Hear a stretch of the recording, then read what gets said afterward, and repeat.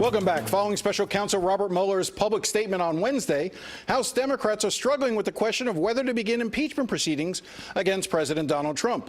Joining me this morning to discuss that dilemma is Democratic Congresswoman Debbie Wasserman Schultz. Congresswoman, thank you for coming in. Thanks for having me, as always, Jim. So is it time to begin impeachment proceedings? You know, Article 1 of the U.S. Constitution invests in Congress the responsibility of oversight, particularly over the administration, and it's our responsibility to hold the president accountable. It was very clear to me that Robert Mueller indicated in his statement yesterday that if there had been evidence, no evidence of a crime having been committed, that he would have said so. He didn't say so, and then he clearly said, essentially, the ball is in Congress's court, that it's our responsibility to vigorously investigate potential obstruction of justice and any other items revealed that might have been suggesting criminal conduct in his report, and to act accordingly. So that's the sequential process we need to go through. So let's play a little bit of that sound. I want to this, just to set it up, this is Robert Mueller from his press conference on Wednesday. What he's describing is how, because of a DOJ opinion, he was prevented from bringing charges even if he wanted to. And it's not clear whether he would have, but that he was prevented from doing so. And then he does sort of talk about what the next step should be. Let's play that sound now. Okay. Charging the president with a crime was therefore not an option we could consider. And second, the opinion says that the Constitution requires a process other than the criminal justice system to formally accuse a sitting president of wrongdoing. So you're saying that we're in that process, but why not formally say we are beginning impeachment proceedings? I mean, impeachment proceedings is very serious, and so I'm a member of the Oversight Committee. An impeachment proceeding would take place in the Judiciary Committee. We need to engage in the oversight over vast amounts of lying and evidence that has really cropped up, that the administration has essentially been infected with corruption. And we need to expose that corruption and then sequentially take steps through the process that may lead to an impeachment inquiry, but I think we have to be sequential about that process first. Are you worried that impeachment proceedings will hurt Democratic chances to hold on to the House, could hurt Democratic candidates in 2020 running for president? Or is it more of a political decision on your part in saying not to move forward now? Well, the question you just asked me would be making a political decision, and that's not what I think should be driving whether we move forward on impeachment. The rule of law has to be respected. We have to make sure that there is evidence before we take that step. There's plenty of evidence that this administration has engaged in corrupt activity. Certainly, the Mueller report indicated that President Trump himself attempted to obstruct justice, and we need to go through the steps to investigate that. And you know, to get the reality is politics aside, we have to have buy-in, bipartisan buy-in, and an understanding from Congress's point of view that those steps need to be taken. And we have to take them, I think, together in order to be successful. Do you think you could ever bring the Senate along?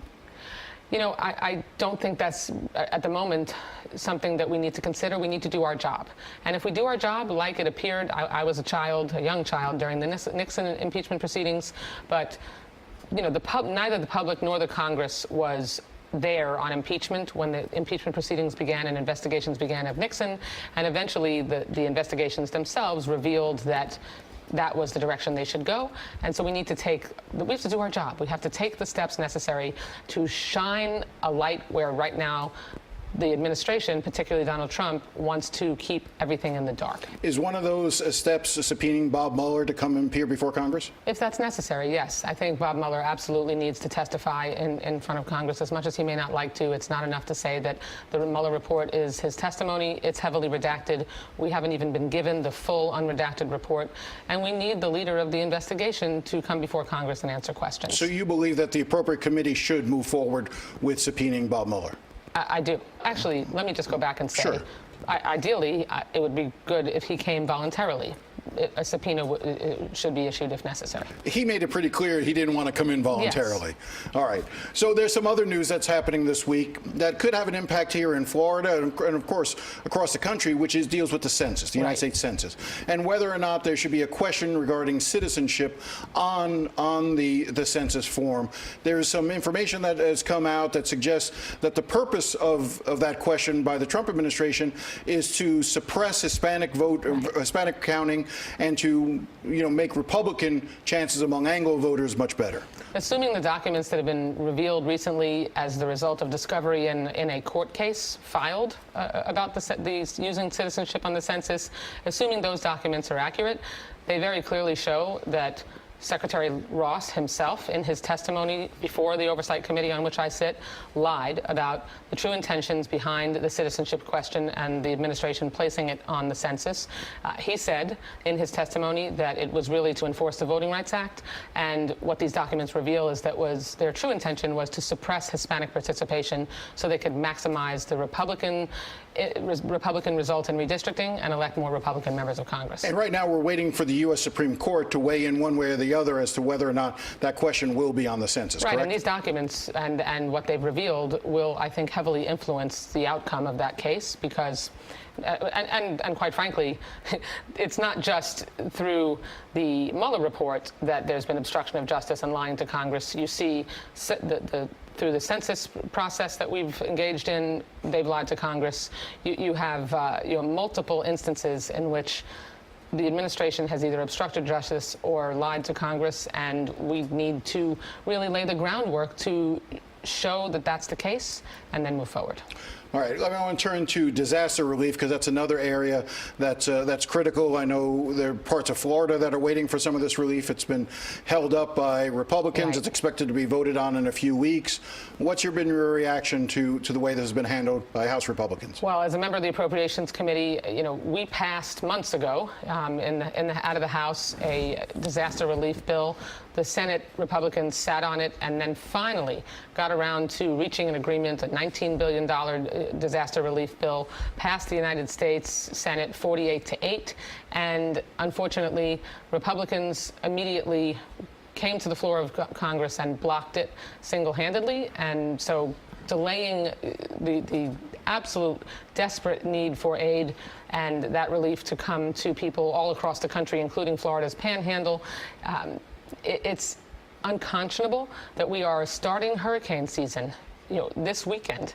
And at the same time, you still have people who have been hit by the disasters who are still waiting for relief, and Republicans have stood in the way. Well, just the other day, I was talking to some officials from Monroe County. They're still waiting on about $35 million in aid to come down to them. I know that there are probably counties, I'm sure there's some Broward cities, Dade cities, that are also still waiting on relief from Hurricane Irma. Yes, I have an annual hurricane briefing, and I had it on Thursday of this past week, and there are billions of dollars outstanding in relief. Now, that has improved under Director Moskowitz, who is now in charge of Florida's Division of Emergency Management, and they have taken steps to dramatically increase the speed with which they provide that relief. But again, the fact that we are starting hurricane season now and we still have hundreds of millions of dollars in disaster relief and reimbursements from the prior storms that people are waiting for, and natural disasters like wildfires and flooding in the Midwest and the hurricane that hit Puerto Rico. I mean, it's outrageous. They're leaving people literally twisting in the wind, barely able to keep their heads above water, and all of those analogies are intentional. I want to look at the 2020 race for a second for president. We were talking earlier, obviously, about the idea of possible impeachment. There are a lot of people who believe that Congress, rather than focusing its energy there, that essentially the real impeachment proceeding is going to be the 2020 election. Why not just focus the energy on winning back the White House? Oh, we certainly are. I mean, Democrats, we have 23 candidates, and there are many, many candidates in the race that are from the highest caliber of our party, and I think any one of them would and will be able to go toe-to-toe with President Trump. And given the corruption, given the disaster that he has essentially imposed on our country, the embarrassment and laughingstock that he's made this nation around the world, the footsie he's played with despots in North Korea and Putin in Russia.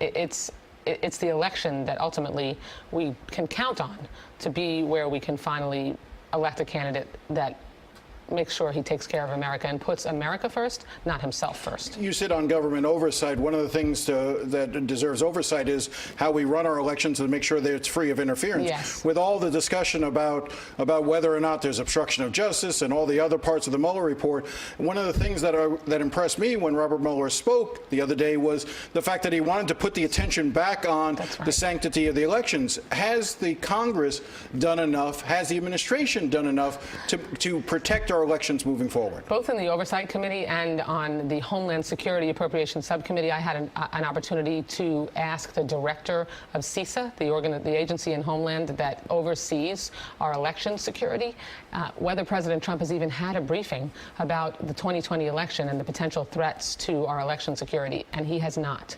I mean, he still basically continues to deny that Russia tried to influence the outcome of our election. We've had 2 counties hacked in Florida, and we had a classified briefing as a delegation to really dive a little more deeply into the impact of that. And we should be under no delusions that Russia and other nations are going to try to interfere with the outcome of our election again. No, this administration not only isn't taking it seriously, but isn't even acknowledging at the highest level from the president on down that we have an issue to deal with. Has Congress done what it needs to do? Yes, we've provided hundreds of millions of dollars in financial assistance that gets pushed out to supervisors of elections. Unfortunately, in the last election, we nearly had our Secretary of State under former Governor Rick Scott refuse to actually draw down that money and use it. Thanks to being shamed into it, they did. But we have to make sure that the infrastructure that runs our elections is protected. We have to make sure that elected officials and appointed officials take our election security seriously. The Congress, Democrats in Congress certainly are committed to that, both in terms of providing the resources and also in terms of making sure that we use our intelligence apparatus to keep a hawk eye on making sure that our security, the security is of the highest caliber. Congressman Deborah Wasserman Schultz, so we'll talk more about this, I'm sure. Thank you very much for coming in. Thanks so much. All right, we'll be right back after the break.